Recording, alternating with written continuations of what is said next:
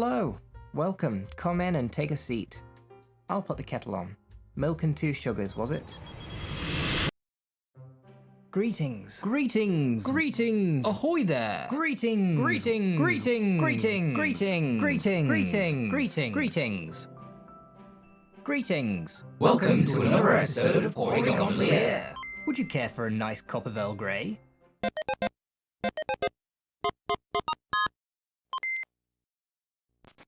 You know when you have an idea that seems really good on paper, and then you just do it anyway? Well, yeah, that intro. But as for making a YouTube channel, I feel pretty good about that decision. A year ago today, I posted my very first video, which was a Game Boy rendition of the Tetris 99 theme song. It's playing now. I do hope you like it. I made that video as I've been sitting on the footage of my first solo run, Lugia, for a good 7 months. The world of video editing was something of a mystery to me, and that turned out to be a good way to get some practice on a slightly smaller project. The whole idea of the channel came about on New Year's Eve of 2022. I'd been hooked on J-Ro's solo runs and got to wondering if I could somehow add a Lugia into the game. As it turned out, thanks to the fantastic efforts of the Pret community, it's actually pretty simple. My very own YouTube channel, Lugia Wants to Play, was off to a smooth start. I'm not even kidding. 8 months of preparations, a channel name change, and a Tetris video later, my first solo run went live on the 1st of September 2023.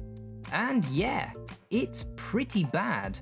Recorded using the built-in Windows software with no overlay and a host of other problems, one of which being a very inexperienced narrator, and the result is a pretty rough experience. Fast forward to a year later, and I still have a lot of room for improvement, but in that time I've picked up all kinds of skills around video making, as well as getting quite a lot deeper into the ROM hacking. A few weeks after releasing my Lugia video, I'd just uploaded my Unknown solo run, and I decided it was time to tackle a project I'd actually been thinking about for a couple of years, namely a map randomizer for Pokemon Red. My first exposure to a map randomizer was a Point Crow video, in which he played through Pokemon Emerald with, you've guessed it, the map randomized. Fascinated by the concept, I spent a good long while searching the net for a similar experience in Gen 1, but my searches came back with only sad news.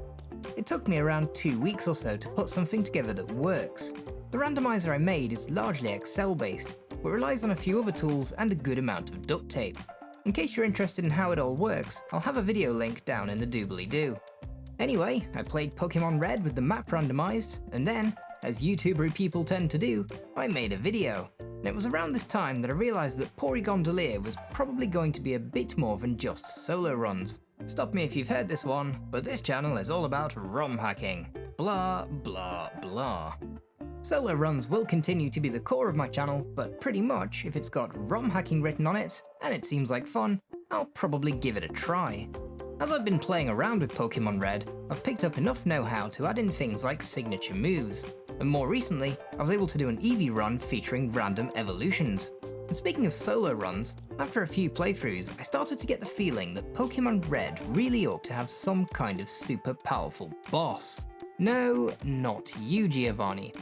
A kind of extra challenge for those Pokemon that cleared the champion battle a bit too easily. Or a nightmare scenario for a Pokemon like Paris. Yes, Volo. I could think of no one better to bring to the game. Arguably Cynthia would also be a great challenge, and who knows, maybe she'll pop up in the future too. But with Volo whipping out a Giratina after the main fight, I'd say he's a good candidate for the title of toughest boss ever. So far, I've done 2 episodes in my solo Volo series, and he also makes an appearance in a couple of other bits I've made. Right now, I'm working on my most challenging solo run to date, both technically from a ROM hacking perspective and the sheer difficulty of the playthrough itself. Or maybe it's 2 playthroughs, it's really kind of hard to tell. So that just about wraps up the first year of Porygondolier. I'd like to say a massive thank you for all of your kind comments. They really do mean a lot to me, and the chatting in the comments aspect of YouTube is something I really enjoy. And so, to have even more chance to chat, and to commemorate the anniversary of the channel, the official Porygondolier Discord server goes live today. I have no idea what I'm doing with Discord, but it now exists, And if you'd like to join, hopefully future me managed to add a link to your screen. Otherwise, doobly-doo, etc. And as always, I'd like to wish you a wonderful day, and I look forward to welcoming you back to another video soon. For now... hang on. For now... bye!